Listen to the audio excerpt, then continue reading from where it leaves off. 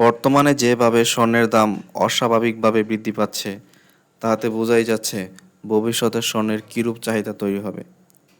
প্রচলিত মুদ্রা বিলীন হয়ে যাবে এবং হয়তো অতি শীঘ্রই হযরত মুহাম্মদ সাল্লাল্লাহু আলাইহি সাল্লামের একটি ভবিষ্যদ্বাণী সত্য হতে চলেছে। ফোরাত নদী শুকিয়ে গেলে এর তলদেশ থেকে স্বর্ণের পাহাড় বের হবে। এটি কিয়ামতের ছোট আলামত। বর্তমানে জলবায়ু পরিবর্তন ও বাঁধের কারণে নদীটি শুকিয়ে আসছে, যা এই হাদিসকে কেন্দ্র করে বিশ্বজুড়ে আলোচনার জন্ম দিয়েছে। তবে এখন পর্যন্ত আনুষ্ঠানিকভাবে স্বর্ণের পাহাড়ের কোনো অস্তিত্ব বা সন্ধান পাওয়া যায়নি। এই স্বর্ণের জন্য মানুষের মধ্যে চরম যুদ্ধ হবে এবং শতকরা ৯৯% মানুষ মারা যাবে।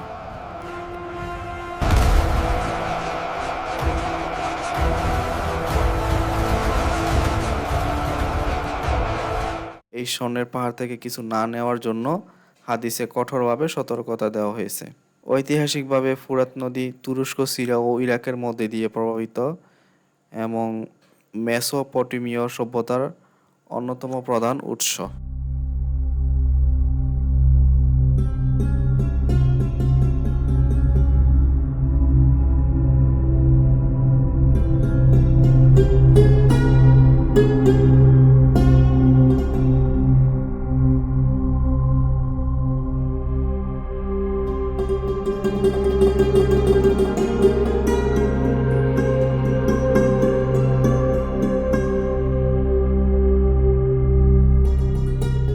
হঠাৎ করে স্বর্ণের এই রকম উত্থান এটা নিছক কোনো সাধারণ ঘটনা নয়।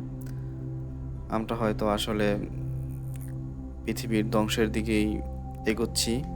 অলরেডি অনেক রাষ্ট্রে, অনেক দেশে পৃথিবীর অর্থনীতির অবস্থা খুবই বাজে। তো এই সমস্ত ঘটনা একটা বড় একটা আলামত, স্বর্ণের দাম এরকম অস্বাভাবিক বৃদ্ধি পাওয়া। একটা সময় দেখা যাবে যে এখন যদি স্বর্ণের মূল্য কম থাকতো, তাহলে হয়তো মানুষ এই স্বর্ণের প্রতি এত আগ্রহী হইতো না, বা কোনো রাষ্ট্র বা কোনো সশস্ত্র সংগঠন তারা এতটা আগ্রহী থাকতো না যদি স্বর্ণের মূল্যই কম থাকে। তো স্বর্ণের মূল্যটা বর্তমানে যা আছে, হয়তো এই ভবিষ্যতে এর চাইতে আরও অনেক গুণ বৃদ্ধি পাবে, যার ফলে মানুষ যারা সংরক্ষিত স্বর্ণকে সংরক্ষণ করে রাখছে তাদের জন্য বর্তমানে স্বর্ণের যে এতটুকু মূল্যতেই দেখা যেতেছে অনেক জায়গায়, অনেক স্বর্ণের দোকানে চুরি ডাকাতি লুটপাট অলরেডি হচ্ছে। এই মূল্যবৃদ্ধির ফলে হয়তো আমরা ভবিষ্যতের যে আমাদের নবী হযরত মুহাম্মদ সাল্লাল্লাহু আলাইহি ওয়াসাল্লাম যে ভবিষ্যৎবাণী করছে, তারই বাস্তবতার একটি লক্ষণ প্রকাশ পাচ্ছে। হয়তো খুব শীঘ্রই ফুরাত নদী শুকিয়ে তার তলদেশ থেকে স্বর্ণের পাহাড় বেরও হতে পারে। তখন এই স্বর্ণের মূল্য থাকবে আকাশচুম্বী।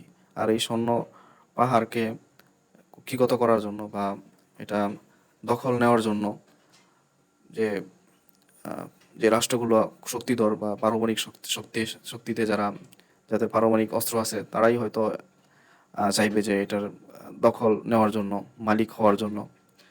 এটা নিয়ে পৃথিবীর বিভিন্ন শক্তিধর রাষ্ট্রের মধ্যে মহামারী যুদ্ধ হবে, যার ফলে অনেক মানুষ নিহত হবে। এরকমটি আসছে হাদিসে।